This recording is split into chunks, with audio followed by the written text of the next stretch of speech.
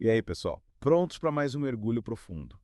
Hoje a gente vai explorar o universo do desenvolvimento de líderes, desvendando os segredos para construir um pipeline de liderança, sabe? Aquele processo de preparar talentos para assumirem cargos de liderança. É tipo uma fábrica de líderes, mas bem mais complexa do que isso. Exatamente. E nosso guia nessa jornada é o livro Pipeline de Liderança dos autores Ram Charan, Stephen Drutter e James Noel. Um clássico. Sem dúvida. E já de cara, o livro nos coloca à frente a uma questão super importante.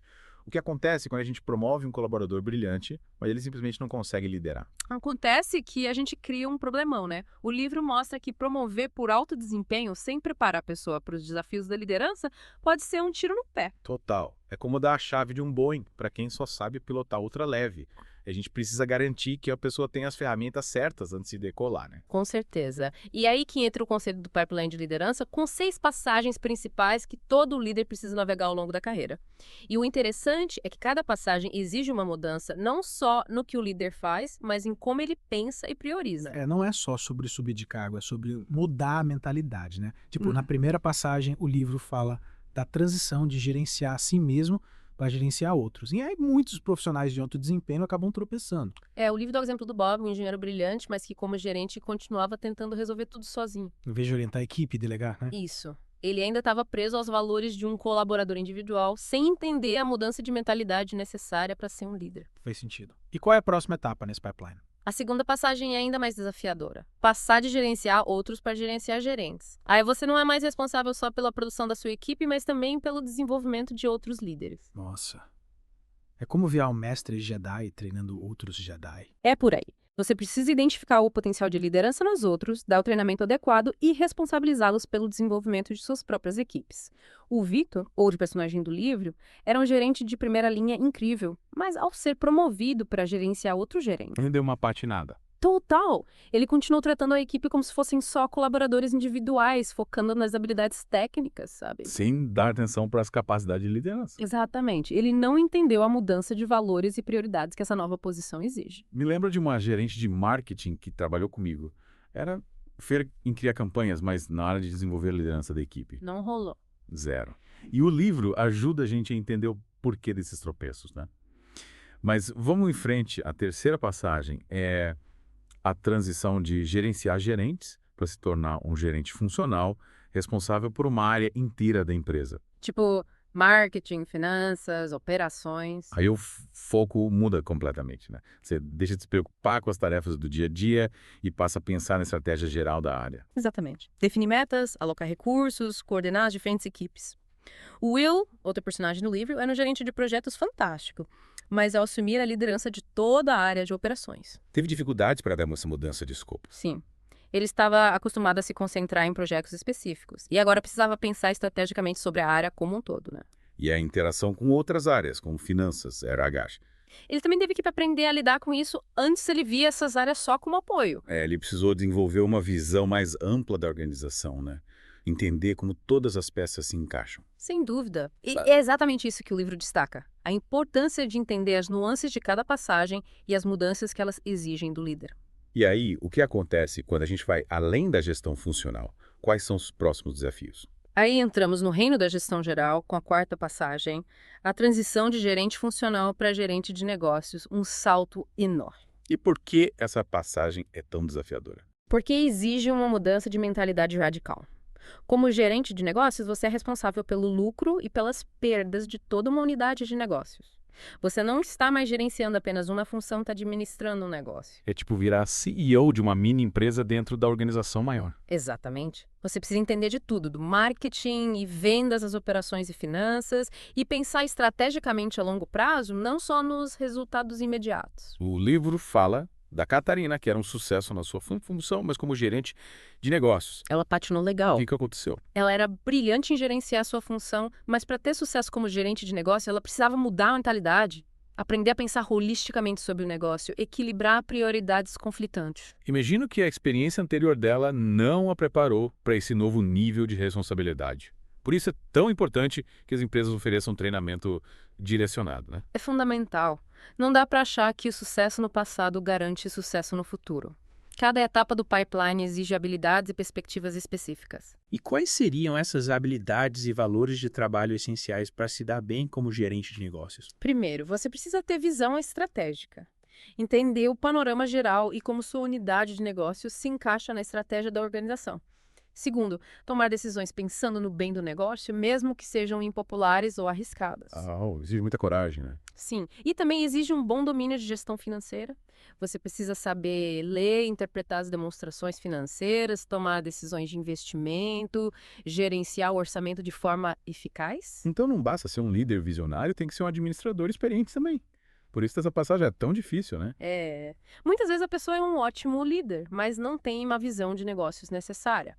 E para ajudar nesse processo, o livro apresenta uma ferramenta muito útil: o triângulo do alinhamento. Triângulo do alinhamento. Como funciona isso? É simples, mas poderoso. Ele garante que sua estratégia, suas capacidades organizacionais e as habilidades da equipe estejam todas alinhadas. Então você analisa a estratégia de negócios, as habilidades da equipe e a estrutura da organização, procurando por pontos de desencontro, certo? Exatamente. E ao resolver esses desencontros, você cria uma unidade de negócios mais coesa e eficiente, pronta para o sucesso. Nossa, tá fazendo muito sentido. Mas até agora a gente só explorou a superfície do pipeline de liderança, que acontece depois que você domina os desafios de gerente de negócio. Aí entramos nas duas últimas passagens, ainda mais desafiadoras e que exigem um nível de maturidade ainda maior. A quinta é a transação de gerente de negócio para gerente de grupo e a sexta é o passo final. Gerente de grupo para CEO, o topo da montanha. Mas isso a gente deixa para outro dia. É isso aí. As duas últimas passagens são tipo a pós-graduação da liderança. Vamos começar com a quinta. A transição de gerente de negócios para gerentes de grupo, onde você deixa de cuidar de uma única unidade de negócios e passa a supervisionar várias, às vezes até em setores completamente diferentes. Caramba. Aí o bicho pega, né? É como se fosse uma maestro dirigindo várias orquestras ao mesmo tempo. É uma boa analogia. Como gerente de grupo, você precisa equilibrar as necessidades de vários negócios, cada um com suas próprias características e desafios. E ainda tem a responsabilidade de criar a estratégia geral do grupo, garantindo que todos os seus negócios estejam remando na mesma direção. Nossa, e que tipo de habilidades a gente precisa ter para dar conta de tudo isso? A gente precisa ir além das habilidades de gestão de um único negócio, pensamento estratégico de alto nível, capacidade de delegar de forma eficaz, empoderar o gerente de cada unidade de negócios. A gente precisa confiar na equipe e focar no panorama geral, sem se perder nos detalhes de cada negócio. Desapegar um pouco do controle, né? E o livro dá algum exemplo de como essa transição pode ser complicada. Tem a história do Bob, que era um gerente de negócio super bem sucedido, mas que ao ser promovido a gerente de grupo, Deu ruim.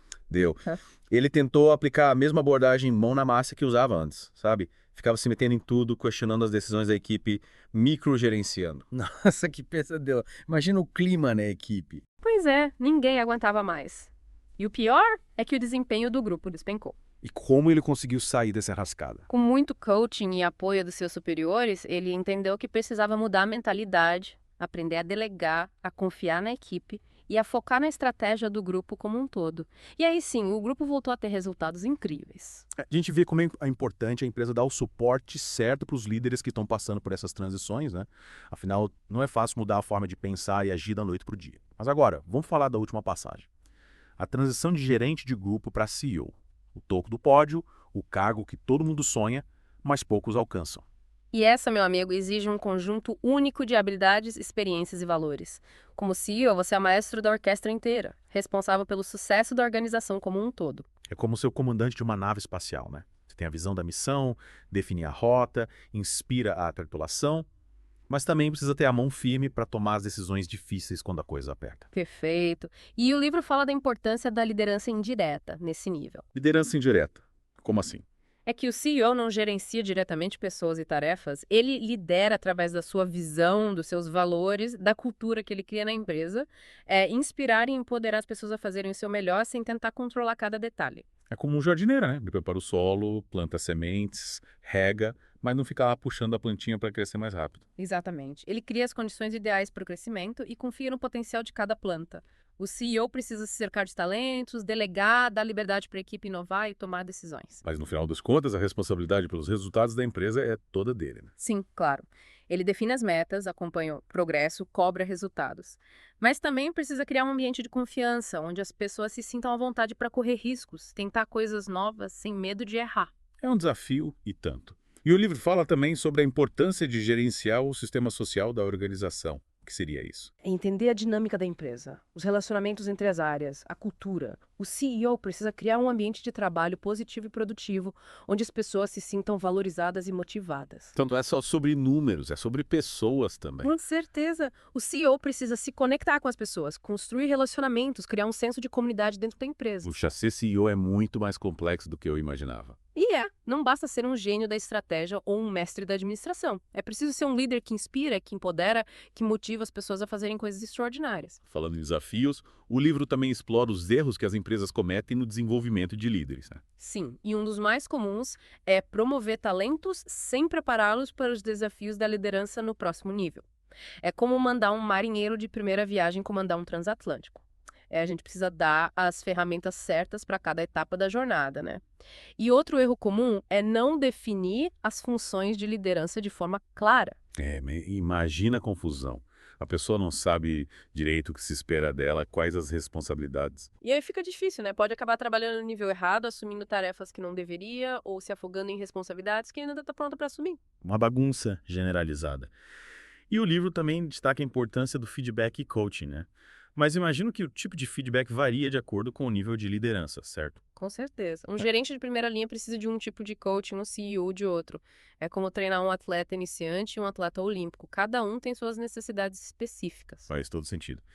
E o que mais o livro aborda em relação aos desafios do desenvolvimento de líderes? Tem a questão dos padrões de desempenho desalinhados, que é quando as métricas usadas para avaliar o desempenho não correspondem às habilidades e valores de cada nível do pipeline. Entendi. Tipo, se você cobra de um gerente de primeira linha resultados individuais, quando, na verdade, ele deveria estar focado em desenvolver a equipe. Exatamente. Ou então você pressiona um gerente de negócios para ter lucro imediato, quando ele deveria estar pensando na saúde do negócio a longo prazo. Isso causa muita frustração e impede as pessoas de desenvolverem as habilidades certas. A gente precisa ter certeza de que estamos medindo as coisas certas. É. Mas, e aí, o que o livro propõe para resolver esses problemas todos? Ele dá várias dicas práticas, começando pela definição clara dos padrões de desempenho para cada nível de liderança, como a gente já falou. Definir o que se espera de cada um em cada etapa do processo. Yeah. Mas, além disso, Investir em programas de treinamento e desenvolvimento específicos para cada nível. As empresas não podem simplesmente esperar que os líderes aprendam tudo sozinhos, né? É preciso oferecer treinamento direcionado, que aborde as habilidades e valores de cada etapa do pipeline. não adianta mandar um gerente de primeira linha para um curso de CEO, né? Não, o treinamento precisa ser relevante para a função atual e os desafios que a pessoa enfrenta. E, claro, precisa estar alinhado com a estratégia de desenvolvimento da empresa. Outra coisa que o livro menciona é a importância da comunicação aberta e do feedback constante, né? Sim, os líderes precisam receber feedback dos seus superiores, dos colegas e dos subordinados, para saber como estão se saindo e onde precisam melhorar. É como ter um espelho de vários ângulos para ter uma visão completa de si mesmo. E o livro fala do diagrama de círculos, né? Para que serve essa ferramenta? É uma ferramenta visual que ajuda o líder a entender seus requisitos de desempenho e identificar as lacunas entre o desempenho atual e o esperado. São 3 círculos. O interno representa o desempenho atual, o do meio o desempenho esperado e o externo os requisitos para o próximo nível. Então, olhando para o diagrama, a pessoa consegue ver seus pontos fortes, seus pontos fracos e o que precisa fazer para evoluir. Exatamente. E é importante também ter a mentoria de líderes mais experientes, né? Ter alguém que já passou por tudo isso e pode dar dicas valiosas, te ajudar a evitar erros. É como ter um mentor Jedi te guiando no caminho da força. É isso aí. Bom, pessoal, chegamos ao final do nosso mergulho no livro Pipeline de Liderança. Espero que vocês tenham gostado da nossa conversa e que as dicas do livro ajudem vocês a desenvolverem líderes incríveis nas suas empresas. E que a gente possa construir um mundo com cada vez mais líderes inspiradores, capazes de conduzir as pessoas e as organizações rumo a um futuro melhor. Valeu pela companhia, pessoal. Até a próxima!